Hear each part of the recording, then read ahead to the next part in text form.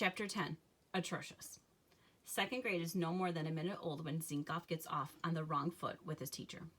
He asks her how many days of school are left, not in this year, but in all remaining 11 years. The teacher's name, who is Miss Biswell, thinks it is the most annoying, untimely question she has ever heard. Here she is, all bright and shiny for the first day, and this kid in the front row can't wait till he graduates from high school. It's insulting and disrespectful. She comes closer than she ever has before to saying, "That's a dumb question." Instead, she says, "Don't worry about it. We'll be out of school soon enough."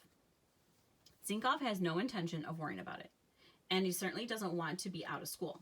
He simply wants to hear her say a really big number in the thousands, so he can feel that his days in school will never come to an end. He has thought every teacher starts out the school year like Ms. Meek, but now he guesses he was wrong. In the meantime, he is packed off to the far back corner, last seat, the boondocks, as Miss Biswell assigns seats by first letter, last name. The next bad thing he does is laugh. This might have been okay, but Zinkoff, being Zinkoff, he doesn't stop laughing. And when he does stop, it isn't for long before he begins again. Part of this is his own fault. Zinkoff is an all-purpose laugher. Not only do funny things make him laugh, but nearly anything that makes him feel good might also make him laugh. In fact, sometimes bad things make him laugh. He laughs as naturally as he breathes.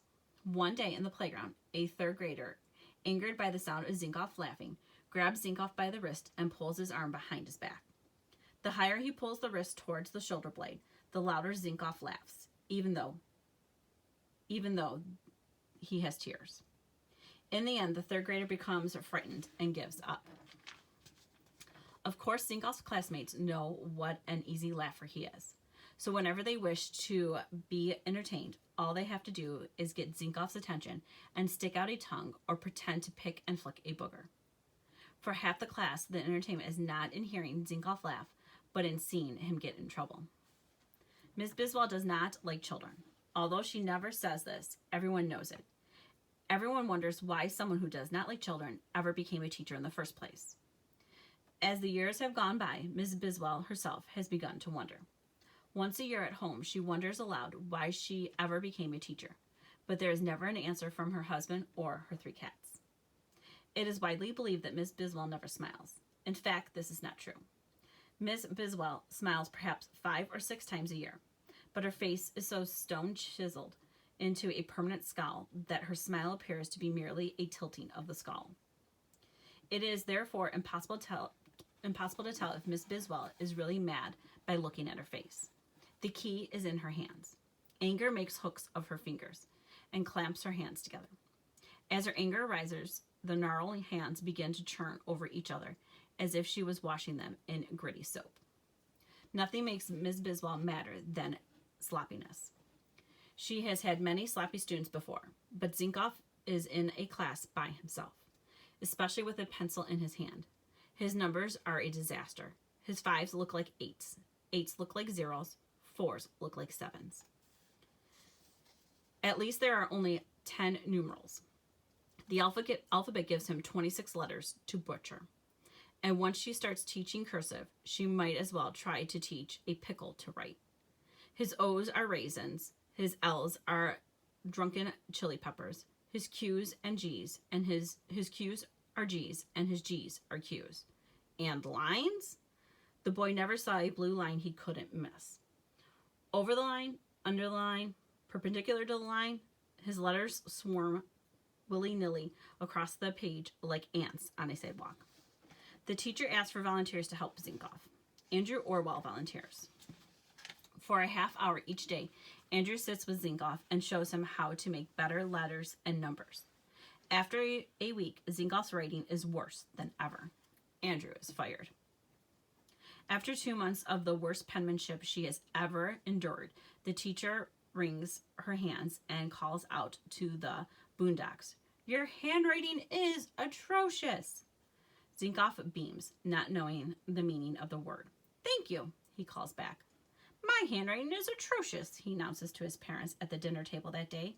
His father, seeing how proud his son is, replies, 1,000 congratulations. His mother gives him a star. In all the ways that teacher Miss Biswell can see, the Z boy is a shambles. She shudders to think what might happen when he is in the same room with a coloring book.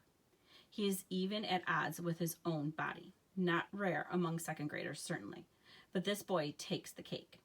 Hardly a day goes by in which he does not fall flat on his face for no apparent reason.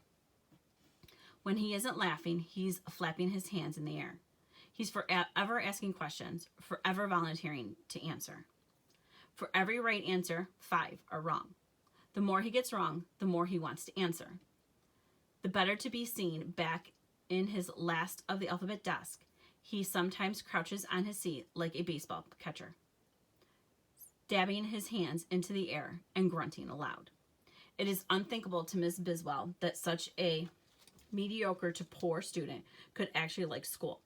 So she concludes that his antics and reckless enthusiasm are merely ploys to annoy her. Even so, she might forgive him. Forgive him for the sloppiness and the clumsiness and the endless laughing and the general annoyance that he is. Forgive him for being a child. Had he posed the one thing for which she has a weakness: brilliance. Brilliance is the one thing that makes Ms. Biswell happy. In 4th grade, in her own childhood, in the second report card period, she got all A's and won a prize in her school's science fair. Ever since, she has had the highest regard for academic achievement. In all her years of teaching, she could only name 9 students who deserved to be called brilliant. Zinkoff is not one of them. Quizzes, tests, projects. He never earns an A, and only 1 or 2 B's. He might earn more C's if she could understand his answers. Typically, she throws up her hands and gives him a D. And so in all of these ways, Zinkoff grinds down the patience of Ms. Biswell.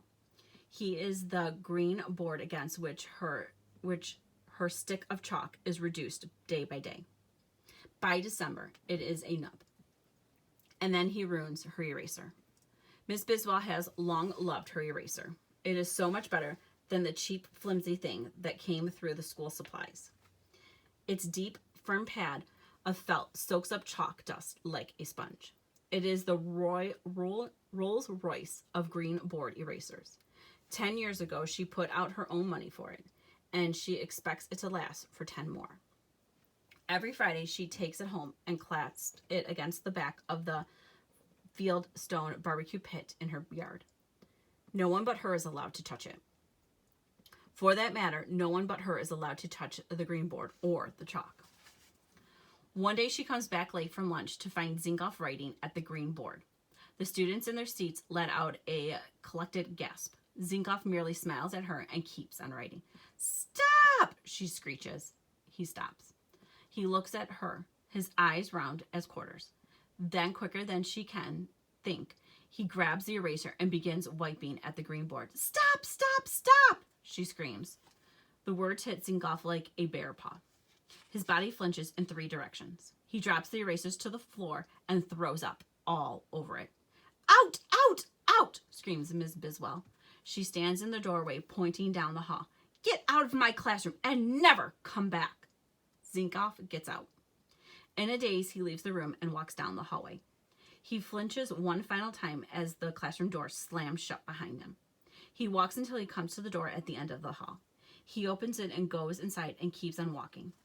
He walks for a long time, feeling behind his head the pointing finger of Miss Biswell. In time, he finds himself home. His mother is looking at him with alarm. She is asking him where his winter coat is. She's telling him that he is trembling. Miss Biswell tells the principal it was a mistake. She was merely pointing to the principal's office. She says sending him there. The principal says mistake or not, no teacher can banish a student from school. Miss Biswell says she simply lost her temper, as anyone would have done if they had to put up with that student. The principal says a teacher isn't just anyone, and he scolds her in the privacy of his office.